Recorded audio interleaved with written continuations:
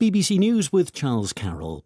Iran's foreign ministry has said Tehran's proposal to end the current conflict and reopen the Strait of Hormuz was responsible and generous after accusing Washington of unreasonable demands.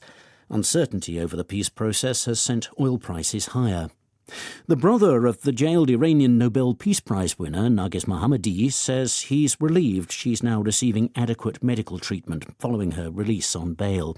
But Hamid Reza Mohammadi cautioned that she could be back in prison at any time. There's further evidence of the spread of hantavirus on board the cruise ship MV Hondius after a French passenger tested positive for the disease while being repatriated to France. Earlier, US officials said one of their nationals had also tested positive during the evacuation process. Britain's embattled Prime Minister, Keir Starmer, has said he'll fight any leadership challenge that arises from last week's disastrous election results. In what was branded as a policy reset, Sir Keir vowed not to walk away and risk plunging the country into chaos.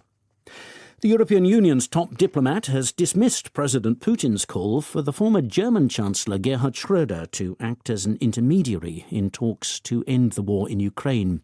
Kaja Kallas said Mr. Schröder had previously acted as a Russian lobbyist. Lawmakers in the Philippines have voted to impeach the Vice President Sara Duterte. A House Justice Committee last month found probable cause for impeachment. She denies the charges. The authorities in Ghana say 28 citizens have been rescued from Ivory Coast after the dismantling of a human trafficking syndicate in a joint security operation. They've now been repatriated.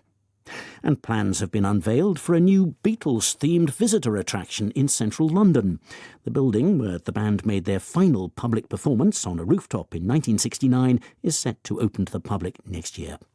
BBC News.